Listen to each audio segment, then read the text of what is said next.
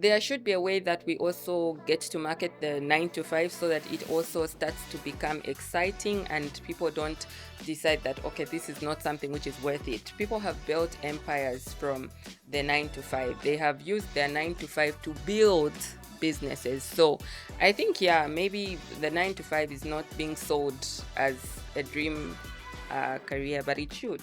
I know there are some people who got fired and they twist the story around, or just when they notice that they're about to be fired, they resign from their job just so that they can tell people that I quit the job. So you see, no one likes to talk about failure. Even the one who was fired does not want to say they were fired. They want to be in control of the narrative and they want to say that I resigned because they don't want to show that they failed in their career. Life has it that you have to keep moving. So you can't sit and talk and lament about your failures too much. Then you might find yourself falling in that trap. You want to talk a whole lot more about the successes that you've achieved so that you radiate a whole lot more positive energy, which then it is hoped will inspire you for what's next and what's next. And it skews you towards success. Talking about success skews you towards success. And failure, over talking about failure might also just leave you in that failure state. And so maybe that's where we answer the question, should we all be entrepreneurs? Because at the end of the day, it feels like with entrepreneurship, your earning potential is unlimited. Whereas if you're an employee, there's a certain ceiling that your salary would reach, unless, of course, if you're an executive, and not everyone is going to be a C-suite or C-level exec.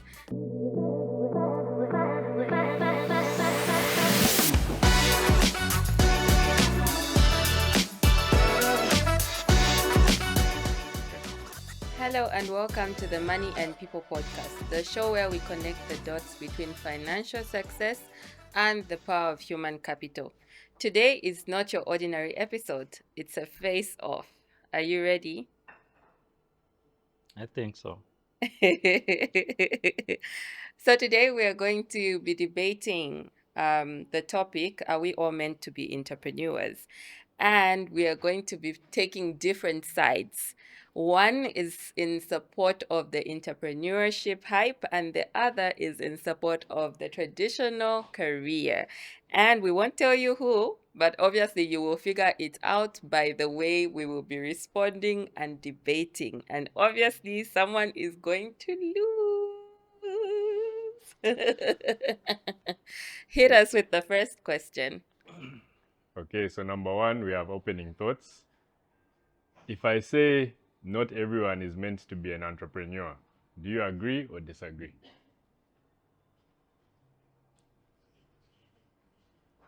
I agree. It's not for everyone. Why? Not everyone's is going to be great at owning a business. They can own a business, but that doesn't mean they'll be great at it. Others are good for carrying on a vision of somebody else. Okay, on that one, I agree. I think there's a certain level of tenacity that not everyone can afford to have, and other people are happy, just like he has said, supporting the vision. Yeah. Second question, do you think social media has made entrepreneurship look cooler than it actually is? Mm-hmm. I think social media has glamorized a lot of things, not just entrepreneurship, but a lot of other things. It has glamorized motherhood, it has glamorized even the 9 to 5. For someone who's looking on the outside, a lot of things look so much better and easier than they actually are in real life. So I do think social media has made entrepreneurship look cooler and more fun than it actually is. What do you think? No, absolutely. All of a sudden, everyone's rich, and everyone is graduating, and everyone's doing everything successful. The realities, of course, are different. I think we all live in this world. We all know we all know what times we're in. So there seems to be a disconnect in many cases. So yes, there has been a bit of glamorization. Okay. Okay, next question. If you had to choose right now, quit your job and start a business or stay employed for 10 years, which way would you go and why? If money wasn't an issue,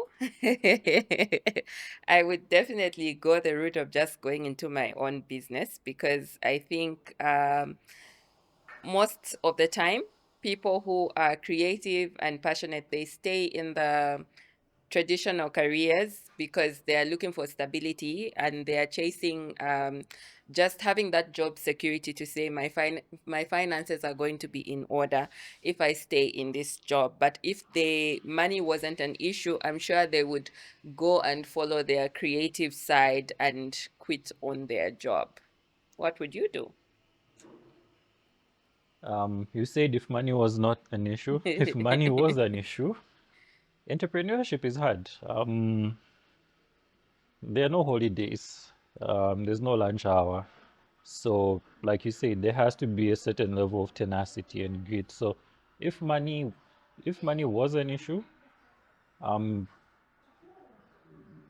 yeah, I would save, make a lot of money from my employer, and create a safe retirement. Nice. We move on to the case for entrepreneurship. The next question is entrepreneurship freedom or just a different kind of stress? I think in entrepreneurship is freedom. Why should I be spending my time, spending my talent and my effort building someone else's dream? So I think for me, the converse is real. Yeah, the converse is true.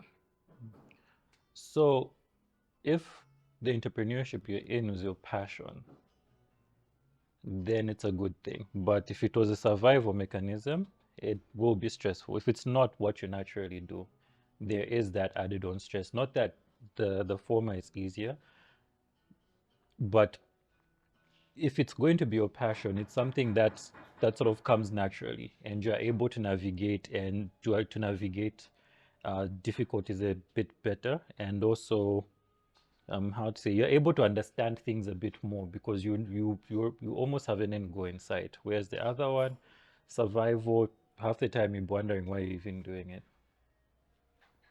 Okay, next question. They say an entrepreneur works 80 hours a week, so they don't have to work 40. Does that sound smart or crazy to you? For me, I think it sounds smart. I mean, if you're chasing something that you're passionate about, at the end of the day, they also say that if you're doing something that you love, then it doesn't feel like it's work, right? So, if I'm giving only 40 hours, but I'm doing it because it's an obligation I have to, and if I don't do it, then I'm going to sleep on the street or I'm going to be homeless, that 40 hours, even though it sounds like it's less, it will even feel like it's 120 hours a week because I'm doing something that I don't like and I'm just here supporting someone else's vision.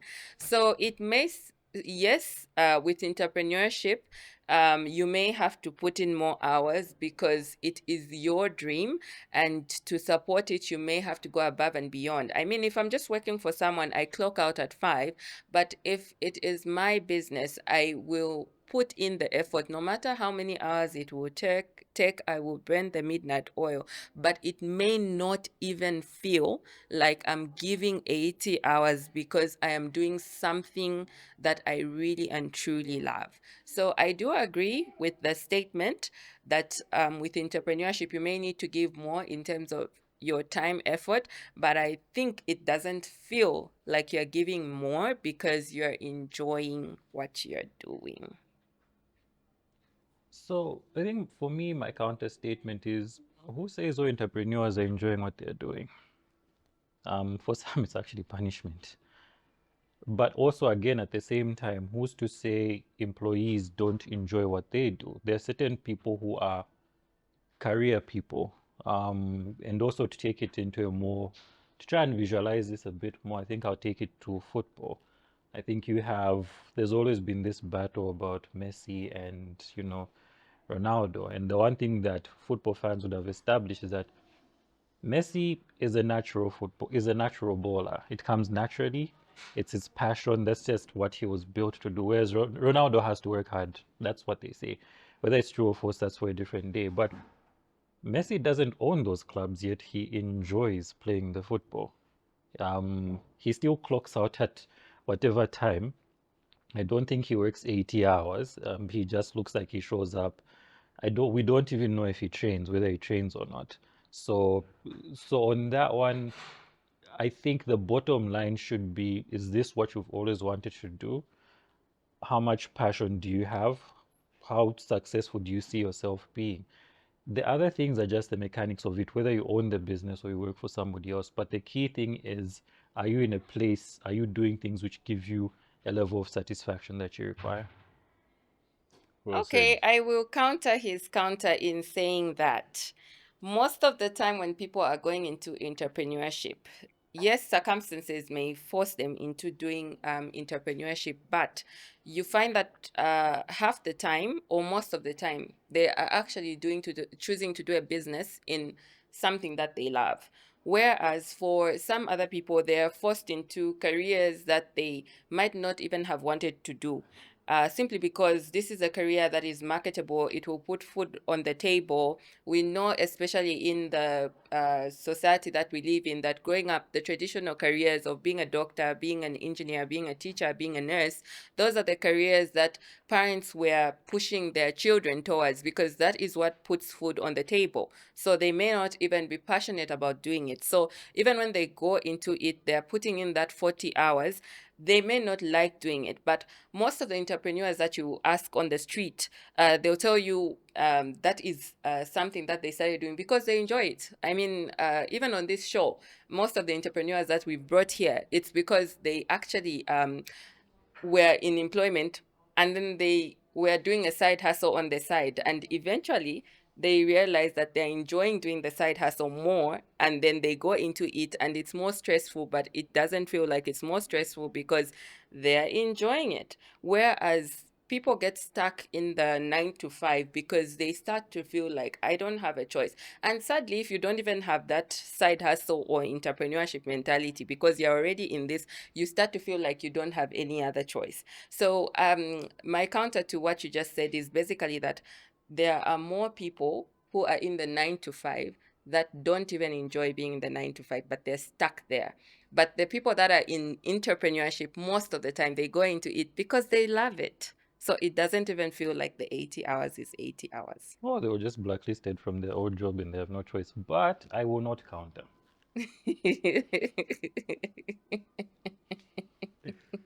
All right. Moving on to the next question. Do you think entrepreneurs are born risk takers, or can anyone learn to be one? I think I think passion creates a sense of motivation. It creates a desire to accomplish, and then it brings a no matter whatness to what you're doing, and that involves risk. So, are they natural born risk takers, or does risk come with the territory? Mm. So, risk will always be there. Are they born risk takers? I would say they probably are, especially the successful ones, and that's why it sort of flows naturally. And those people who are not naturally born risk takers, those are the ones who may be a bit conservative, might even, quit that entrepreneurship journey. So the successful ones, I would say, yes, they are born risk takers. I agree. No counter. Why are you forcing me to counter? Just It's a statement, and I agree. And I don't even think it's for or against entrepreneurship. It's just a statement about entrepreneurship, and it's true. Okay. We move on to the next one. Would you encourage a 22-year-old fresh out of college to start a business or build career experience first? to go first. No, you can go. Okay. I think the before I even encourage, I think the first question would be, where do you see yourself? What do you want out of out of it. There are some people we've come across in our lives who never worked for anyone and they were successful. It does help. Work experience does help. It does also help open a few doors for you. It does give you that sort of exposure. But who's to say you cannot get it? Who's to say the work environment is the only place to give you that level of exposure? So if you've already defined your journey, what someone would term your North Star, where you want to go and what you need to do, and you've done all of your computations and you know, with risk, of course, you know you still be able to make it and you've already built the right networks by age 22, go for it. I think for me as well, I would agree with that. I think if you're 22 and you have a mind to go into business, it's better you go into business because you get the chance to fail fast. You can try different things and you still have room to grow. So instead of you building that career experience, you can build that business experience. You can fail early before you have too many life responsibilities. And you can even you don't even need to put all your eggs in one basket. If you have enough financing, you can start multiple businesses and eventually refine what it is that you want to do. I was reading an article earlier this week that Aliko Dangote, when he started, he had so many different businesses. I didn't even know that Dangote had a bank. Dangote used to provide milk, supply this and that. And eventually they refined into just I think two main business lines. So that's the advantage of you at 22 or even younger. You start out in business is by the time you get to your mid 30s or your early 40s, you have become a very good business person who knows exactly what their strength is, where your business prowess lies. And so for me, I would also say go for it. All right. We move on to the next segment, which is the case for traditional careers. The first question is, do you think 9 to 5 jobs are unfairly disrespected in today's world? I think 9 to 5 jobs. What's the context? What do we mean unfairly disrespected? That entrepreneurship is getting a hype and 9 to 5 is being looked down on. Well, I don't think they're being looked down on. I think entrepreneurship is trending, and with social media, people are like, yes, they are glamorizing it. So now, those people who've chosen 9 to 5, they're being made to feel bad, like, oh, you're not creative enough or you're not ambitious enough. So, um, in that sense, yes, I feel it is being looked down on, but I think that's where people who are doing 9 to 5 need to also work hard to glamorize and make it look nice and fancy so that people are still inspired to do it. And I think we see that with the Gen Z right now, is they're chasing a bit more of their own businesses. I look at people who are young and early 20s in this generation, they want to be their own boss because it looks like it gives them a bit more flexibility. But that should be a challenge to the traditional 9 to 5 to make those workspaces also flexible, to make those places exciting to work at and not feel like you are just building someone else's vision. You're chasing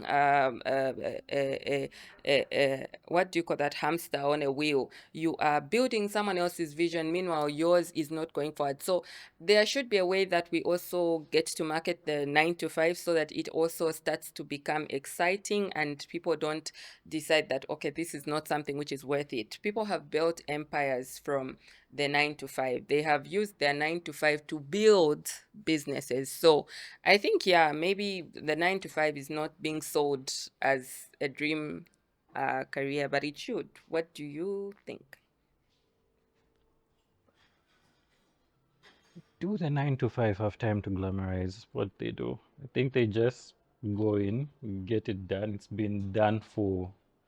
what's been done for years. It's just become natural as rest and play.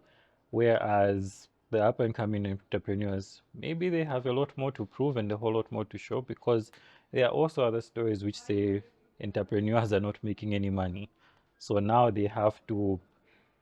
they have to come there and say, I'm making this, I'm making that. You know, if you guys doing the 9 to 5 are slaves to your masters and so on. So yeah, there could be elements of one looking down on the other, but is it really genuine? Is it really real? And you know, what are the realities on the ground? Most of these things are relative. If you're an entrepreneur and you're succeeding, great. If you're a 9 to 5 person and you're making 10 times the money you would make had you started a business, why should you stop to go and make less money? So I think it's just to recognize where you are and make the most of it. Yeah, true. And I mean, I also think that people who are entrepreneurs should be honest and show us both sides of the coin because, like we learned on most of the episodes regarding entrepreneurs, when we interviewed entrepreneurs, we got to see that it's challenging. So, entrepreneurs should also show the challenging sides of the journey so that it's more realistic because I think nowadays people in the 9 to 5 are talking a lot more about the negative sides. They're bringing in, oh, working at a company, but it's toxic. So now they're exposing that, oh, there's toxicity. There's the part where you give so much time to your employer and maybe it's not appreciated, or your workmates are not supportive, or you are working for so many hours, but you don't even get to have that work life balance. You don't get to have some weekends where you just get to enjoy and rest. So they are now selling these downsides of the 9 to 5, and that is now making entrepreneurship look very good and flexible. But the truth is, entrepreneurship is also hard. Like we mentioned just now about the 80-hour work week, is that sometimes entrepreneurship is even more challenging. It's even more time consuming. You don't even sleep sometimes with entrepreneurship. So it's like we need to be fair and just bring out both sides of the coin for both situations. I agree. All right. The next question is, if you're climbing the corporate ladder, are you really building someone else's dream, or is that just an overused quote? You are building someone else's dream. Whoever is working in corporate is trying to make the shareholder or the owner of the company or someone else rich at the end of the day. Let's just face it, that's just the honest truth. Are you happy with what you're doing? You can be happy, but you're making someone else rich. Is there a problem? There's no problem. But the bottom line is you are building someone else's vision. Your vision, maybe, yes, is to continue to make someone else's pocket fat, but that doesn't change the fact that you're building someone else's vision, whether it's the investors, the shareholders, or whoever. It would it may feel great in the moment because you're passionate about it, but at the end of the day, you're helping someone else actualize their dream. Don't entrepreneurs also help actualize other people's dreams? So if you go to the market and buy tomatoes, isn't that person helping you actualize your dream of having a great meal? They are. And as an entrepreneur, so are my employees. So I think for me, the angle is we are all here to, we live in a world where whatever we do, we're helping the next person achieve their dream. That's just what it is. Whichever form or character it takes, that's different. But the bottom line is, are you happy with what you're doing it, or are you doing it because you don't have a choice? I think that at the end of the day, you are making someone else's pocket fat. So even for the person who is like an employee, um, so when the employee, like, gets paid, they get their salary, and maybe they also have other people that are working for them. They have helpers at home Mm-hmm. who are making the home environment uh, easier for them. They've got like a maid, a nanny. That maid or nanny is also helping you as the employee to fulfill your dream. So it's like everyone is at the end of the day making someone else's dream possible. But I think for me, the lesson that I take from these statements, yes, they make the person doing the 9 to 5 feel bad, but I think it's, for me, I take it as a challenge to not abandon my own dreams or my own vision. At the end of the day, when I have worked for 40 years and I've retired, that's why they say sometimes people at retirement, they become depressed because they didn't have their own vision. All along, they've been working for someone else, supporting that vision, and they haven't found themselves and what their true passion is. So that's why we say it from this angle, to say you are supporting someone else's vision. There is nothing wrong with that, but you should also identify and also start to build and support your own vision, because you can, and I've seen it happen, get into depression. Some people, just after they retire, they even die. Like there was nothing to live for because they made their job their passion. But the company that they're working for, it has moved on, and they always tell us this thing in our 9 to 5s, that we are replaceable. If something happens to us today, they'll just find someone else to replace us, right? So now if we take this job like it's our whole life, and we forget about our own vision, then yes, you are just building someone else's vision. Sorry. I feel bad. I feel like you guys are making me debate with someone who's not feeling well. And I feel like if he loses this debate, he'll be like, but I was sick. No, he's making good points, though. Very, very good points. So, the playing field is. Do you have a response to what she said? Okay. So, moving on. Would you ever feel fully satisfied working in a corporate job till retirement? No, not me. No, the answer is no. Um, Whose you- side are you on? I thought you were on the other side of the coin. no, I mean we have to face we have to be logical about some of these things. I mean, you've already talked about depression, which is true. So employment, if in the moment you are not, able to go into entrepreneurship, and that's what we said, it's not for everyone. While you await to find what your true passion is, that thing you can go into by yourself, you carry on working, but you need to have your life plan. So employment then becomes desirable in itself if there is a set life plan. So there are people who are fortunate to work in organizations which pay a lot of money, not just in salaries, but in different allowances.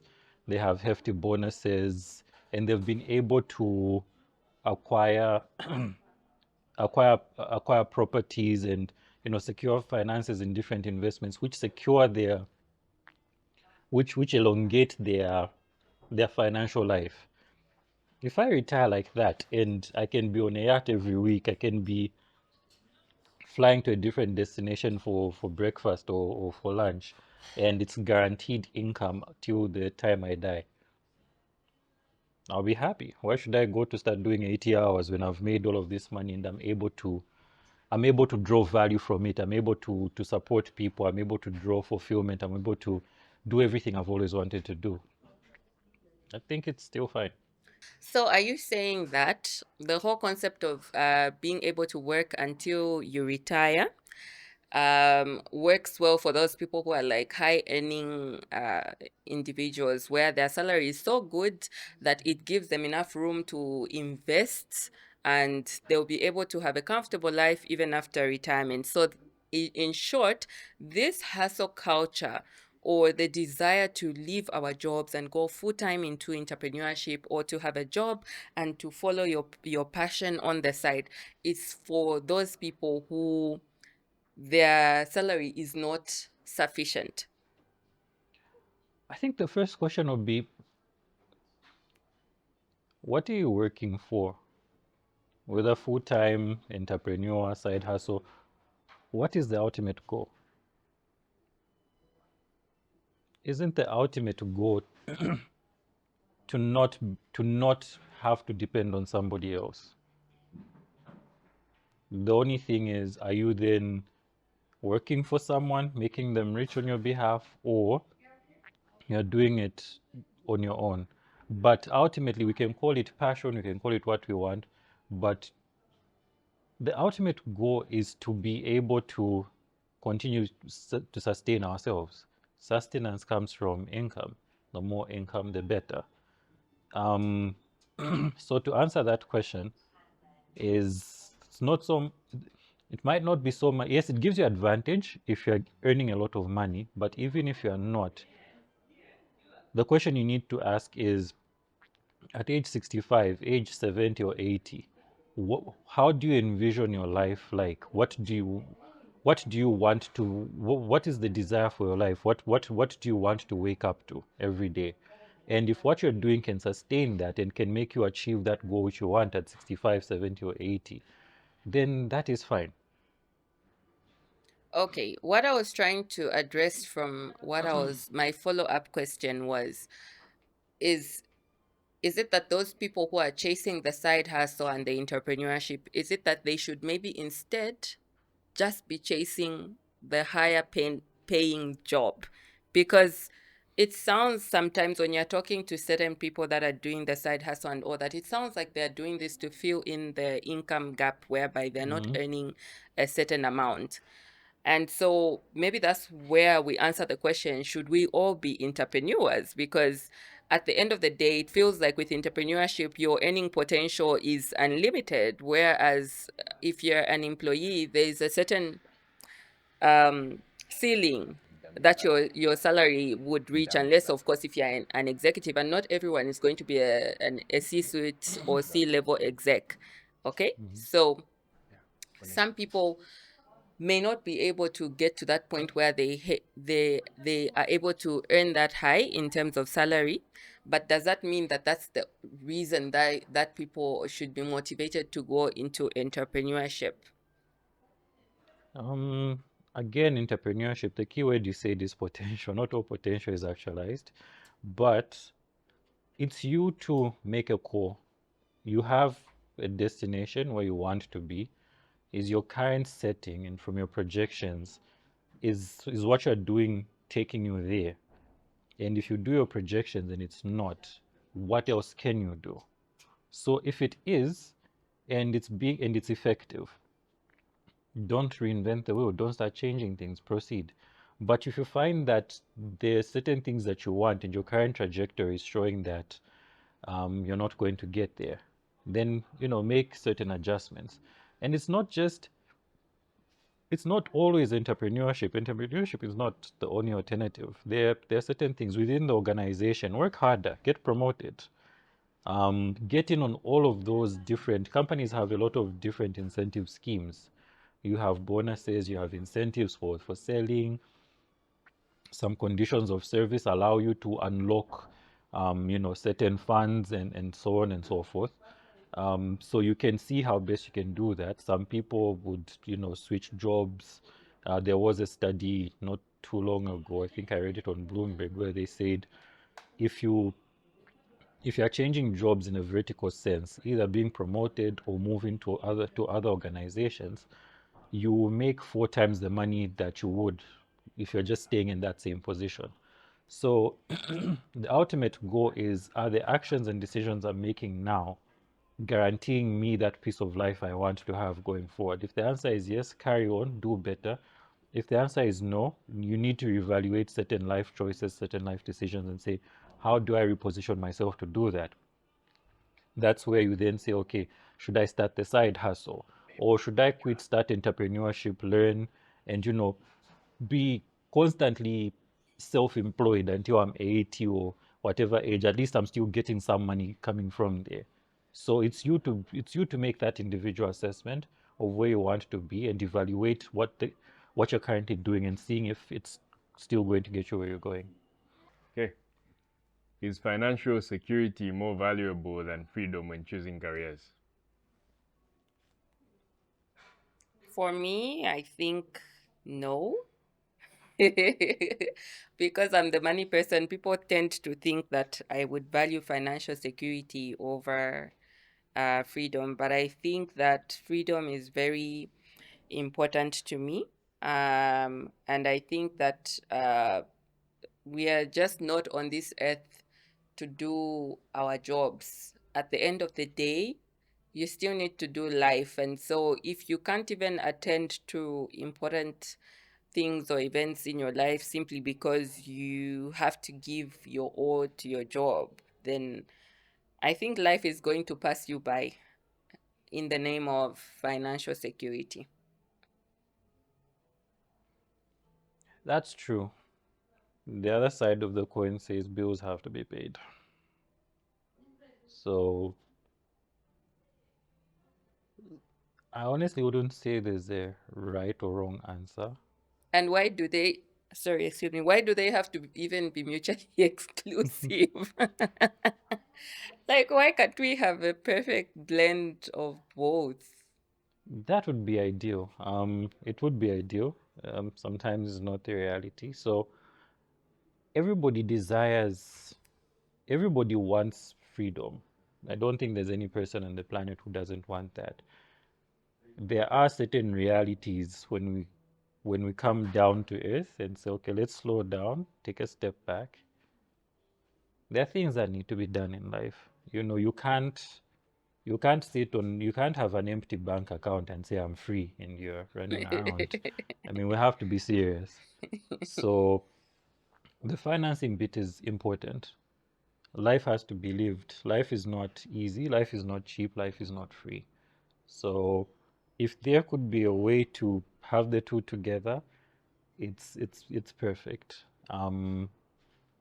Whilst it's desired to have that level of freedom, you need the financial security to sustain the same freedom that you're looking for.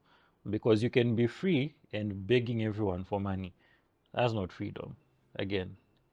So we have to be realistic. We have to be real with ourselves about certain things. So I think financial freedom is quite important. But at the end of the day, I somehow think that most people that are working hard today, either in their job or in their business, they are trying to create an environment where they are free, because you find people are like working multiple jobs in societies or economies where they're able to even work three jobs in a day. They're doing that now because most people want to have a life where they can retire young and have their freedom to do their own thing. So I think most of the time you can actually have that freedom, but it's like that financial security has to be there first. So that's why I was saying maybe a blend of both, or maybe you sort out the security first, then you enjoy the freedom after. Which is the ultimate goal. So what everybody who's able-bodied right now, what we're doing, our colleagues and our people is we're working towards securing that freedom that we want, possibly in the next 20 plus years. And so it comes back to the earlier point where you need to decide what life will be like for you when you're 65 or 80. And then you can be free now with no money and you never have the money. Or you can then say, okay, let me make this sacrifice and start working towards that freedom. The harder you work, the more you earn, the more experience, the more you invest, and so on. You find that by the time you're getting there, you can then say, and we have had experiences where individuals actually retire early because they may have started early or worked longer hours. I don't know which one was which. Or maybe they could have had the privilege of always being on a higher salary from inception. There are other people who've been fortunate enough to have inheritance, but ultimately, what we're chasing is freedom. We need the finances to build the freedom. So, yeah. All right. Moving on to the next segment, which is myths and realities. We have a hot one. Most entrepreneurs fail. Do you think people ignore that too much? Okay, I think um, not to say that people ignore that too much, but they talk more on the success stories. No one wants to share your failure. Even when you're talking on the other side where it's 9 to 5, I'm sure whenever you're talking about your job, you want to talk about your achievements. Most of the time when you meet up with your friends, you probably want to talk about an award that you won at work. You probably only share the downsides of your job, like if your boss was shouting at you, or even if you got fired from your job, you will rarely tell people the truth about how you lost your job. I know there are some people who got fired and they twist the story around, or just when they notice that they're about to be fired, they resign from their job just so that they can tell people that I quit the job. So you see, no one likes to talk about failure. Even the one who was fired does not want to say they were fired. They want to be in control of the narrative, and they want to say that I resigned because they don't want to show that they failed in their career. So I think for me, entrepreneurs fail, and even corporate professionals fail, but no one wants to talk about the failure. That's how I would answer that. No, I mean, true. I mean, if we just go to Pakra and did a small investigation as to companies registered versus companies closed, it's highly likely that a lot of companies which signed up and registered probably never even hit the ground to start with. So failure is there, of course. I mean, true to everything that you're saying, we fail stories. The only time people want to talk about how they fail is when they've succeeded. No one wants to talk about how they failed when they failed. They want to use the failure as inspiration now that they are successful. But in reality, even in employment, like you said, people do fail. People do fail. It's quite common. In business, people do fail. So no, failure is everywhere. But I think also for the sake of progress, for the sake of growth, life has it that you have to keep moving. So you can't sit and talk and lament about your failures too much. Then you might find yourself falling in that trap. You want to talk a whole lot more about the successes that you've achieved so that you radiate a whole lot more positive energy, which then it is hoped will inspire you for what's next and what's next. And it skews you towards success. Talking about success skews you towards success. And failure, over talking about failure might also just leave you in that failure state. All right. Next up, we have a statement which both of you can tell me whether I think is true or false and give your reasons why. So, true or false? If you are not an entrepreneur, you're playing life safe. True. Because we said that entrepreneurs are risk takers. So sometimes we find that people who are just doing a traditional job and they don't want to even attempt to do any entrepreneurship, it's because they're scared. I think they're scared of failing. They're scared this business might not work. Sometimes I've talked to people who they have a passion. There's a girl that I noticed was working as a waiter. I asked her, "Do you have like a side gig?" And she said, "No, I don't." Why? No, I can't do a side gig. I don't think I can find customers. What are you good at? I'm good at plaiting hair. Why don't you plait people hair after work?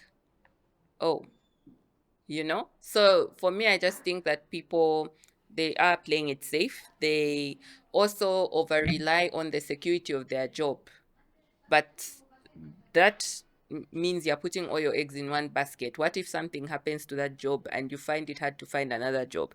So I think you are giving yourself actually the false sense of safety, because if something happens to your job, you are not safe. You don't even have something to fall back on.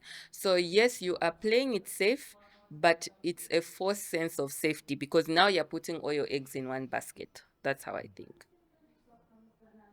Mm, how to put it? I'm agreeing but disagreeing. Uh, Just disagree, it's a no, debate. no, Because they because will say it's not a debate if we are okay. agreeing with each So other. here's my take. Entrepreneurship is risky. It's not safe. Going up the ladder in the corporate space is not safe either. There's a lot of risk that you have to take for you to rise up to the top. You don't get promoted by sitting and doing nothing or sitting and doing your job. There are certain decisions that you have to make which can make or break that or the owner's organization, the one whose money you the man whose or woman whose pockets you want to fatten. So in all aspects, there are elements of risk. The only differentiator somehow, and the world is really evolving, to be honest. There was a thought that employment is safe. But we've seen very, very large organizations we never imagined would ever close, actually close. So risk is there. It's just that sometimes when you're in that entrepreneurial space, this it's all you have. It is all you have. So it looks riskier, but I think risk is everywhere. Safety only comes when you're comfortable in the job that you have. You're not aspiring to go to the next level. You're not aspiring for, for that C-suite. You have zero ambition. You're just okay and happy to be doing what you're doing. That's where the problem, that's where the safety problem comes in. But for those people who you join and you say, I'm not comfortable where I am, I want the next level, and you get to the next level, you want the other one. There's a lot of risk that's involved in there as well. So that's why I was saying I'm agreeing, but also disagreeing. I think there's no safety for the ambitious. Yeah. And usually the ambitious are not just ambitious in their career. You find the same people who are ambitious in their career, they're also having this hustle mentality. And I was actually about to say before you said it, there are people in organizations who are very comfortable. They don't even care, like, to take any risks or to position themselves for the next level. They are not ambitious like you have mentioned. So for those people, I think they are the only ones who can view having their career as being safe. For others, they know that if I don't improve, if I don't position myself, if I don't do what it takes, even this job is not safe. But there are actually some people who are not ambitious and they've even survived. There are certain companies where they do retrenchments, and those same people even survive that wave of retrenchments. Even though they do the bare minimum, they still make it. And I think that gives them an even greater sense of security. Like, you know what? They I know. don't even need to do my best. They know who they know. Oh, yeah, They yeah. know who they know. So Yeah, yeah. but for the person who is in entrepreneurship, I think it's hard for them to get comfortable or to feel safe because they know that if they don't push on every single day, the risk is they can lose everything. Yeah. Okay, next question. Do you think people exaggerate the glamour of entrepreneurship just to sell courses and mentorships?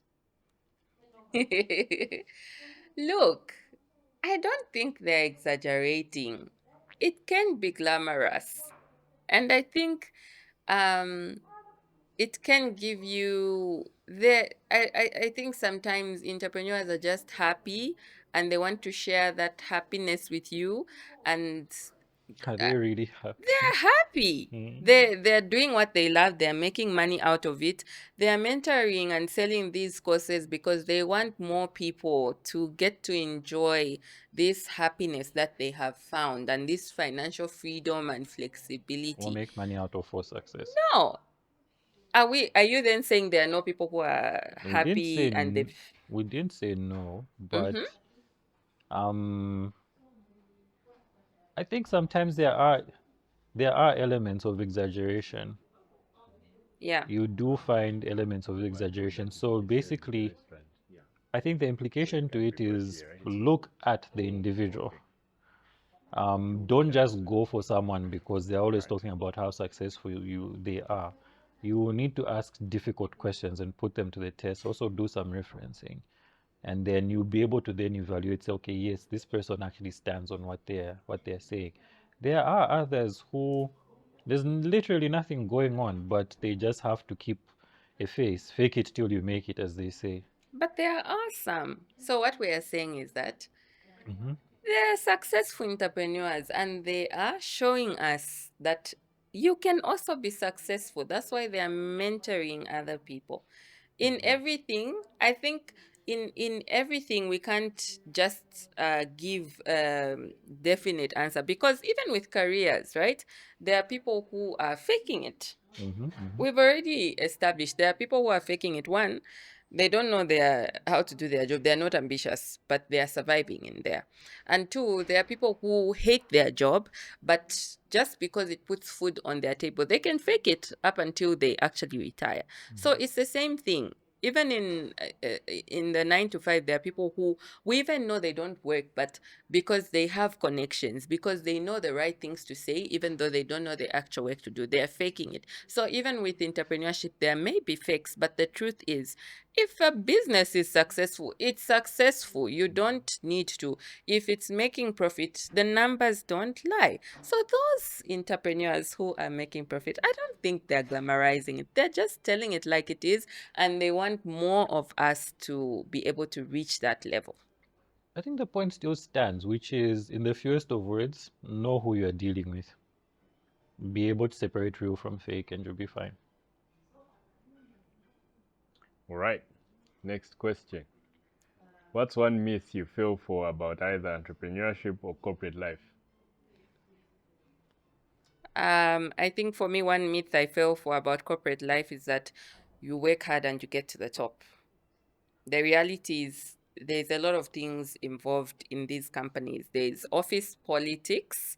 There are people who have connections. There are decisions that are made not necessarily based off of should we hire this person or promote this person because they are qualified or capable to do it, but maybe because they are connected to someone. So I think that's a myth that a lot of people actually fall for. When going into corporate, they don't understand the actual politics that are involved behind people making it to the top. All businessmen are rich. But but who said that? That's what And how did you fall for it? that's what we're told. All businessmen are rich. Mm, Join business. okay. Mm. Okay, so next up we have the closing quickfire round. Each co-host answer is 10 seconds maximum. One word, entrepreneur or employee? Entrepreneur. Employee. Which is harder, managing a boss or managing clients? Managing a boss. Agreed. Which has more sleepless nights, business owner or employee? Business owner. Employee. Guys, you never know when you might get fired. And if you're in a toxic place, you're not safe. You never feel safe at work anyway. It's 10 seconds, so I can't explain. If money didn't matter, what path would you choose? Entrepreneurship. Yeah. What? If money didn't matter, I would. Okay, no explanation. You would also choose entrepreneurship. Yeah. Fill in the blank. Success is not about entrepreneurship or career, it's about blank. Passion. Follow your passion. Connections.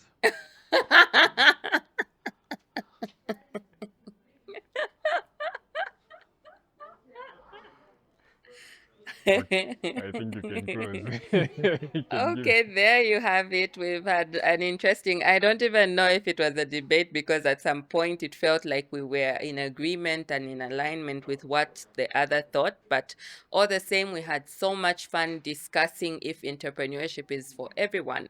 Now, if you would like to add to the debate, don't forget to put your opinion in the comment section and we can continue the debate from there. I mean, this is something that we want to continue doing in order to interact with you. So you can also share with us topics that you would like to see us debating on this podcast. Remember to like, subscribe to our YouTube channel, and to continue hitting the share button so that more people get to know about this podcast. Thank you for joining us. Bye. Bye.